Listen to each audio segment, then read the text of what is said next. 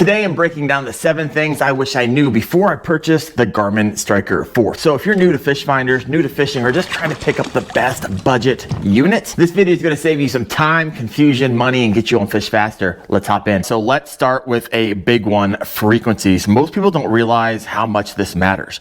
Your Striker 4, once you go into your menu settings, is going to give you 4 different options. CHIRP's 77 kilohertz, CHIRP's 200 kilohertz, 77 kilohertz, and 200 kilohertz. So most people have no clue which one to choose and why you would toggle one to another. So here's the simple version, right? The regular frequencies, the 77 and 200 kilohertz, send a single ping at a single frequency. The CHIRP up here, 77 CHIRP, these are going to send a sweep of frequencies, like a burp versus a ping. And then the unit layers those returns together, and that sweep is going to give you better clarity. It's going to give you cleaner arches, better target separation. What I mean by that is bait versus fish versus structure, and less noise and clutter. So CHIRP is basically the enhanced mode for your sonar. Number 2, this is something I really wish I knew earlier as well, that your frequency decides how much water you're actually seeing. So first, let's take a look at the CHIRP 77 kilohertz. Now this is actually a wide cone, right? 45 degrees.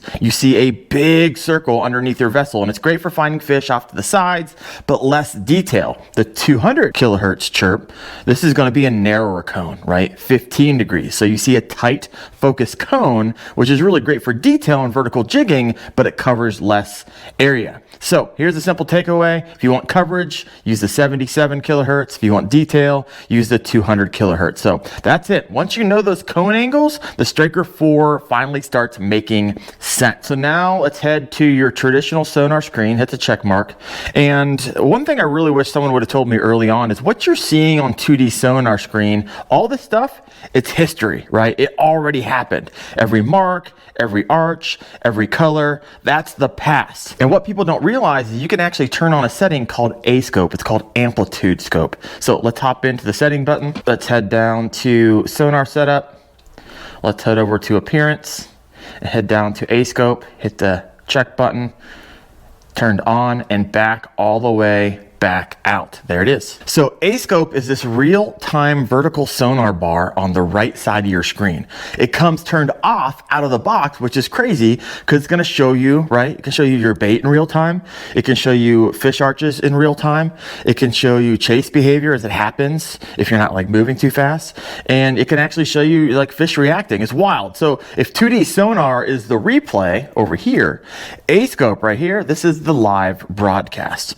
And so once you see it, you won't want to turn it off again, especially if you're jigging vertically. It really makes the Striker 4 feel like a totally different fish finder. A scope, folks. So now let's head over to the waypoint map. And if you hit check, you're going to be like, okay, that's great. I see my vessel, but it's in a sea of white. So this is something I wish I would have known. The Striker 4 has GPS, but it does not have any maps, right? So you get GPS, you can save waypoints, you can get speed, but there's no maps on the Striker 4. No contours, no shading, no lakes, just a blank white screen with your boat icon drifting across it like it's Windows 95, folks.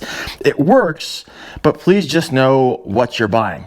Now, the next question might be, well, can I add maps to it? Which leads me to number 5, which is this: the Garmin Striker 4 is a closed system. And what I mean by that is no SD card slot, there's no Wi-Fi connectivity, there's no software updates, there's no map cards, there's no upgrades. So this is a buy it, fish it, and that's what it is unit, which honestly is why it's stable and simple, but if you're expecting to expand over time, not gonna happen. Next up, let's head back out. The 6th thing that I wish someone would have told me before I purchased this Garmin Striker 4 is you can actually have access to fish symbols. So let's go back into the menu. Let's head down to sonar setup. Let's head over to appearance. It's deep. It's like four deep. And head down to fish symbols.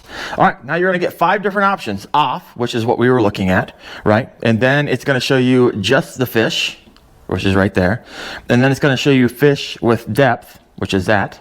And then it's going to show you fish with background sonar, and then fish, depth, and background sonar. So that one's the most busy, so let's go ahead and click that one. Oop.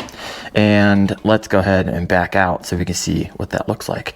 There we have it, folks. So now we have fish, we have the size of the fish, it's a larger target, smaller target, you're gonna have the 2D sonar, you're gonna have the depth, you don't have to guess by looking at your range over here.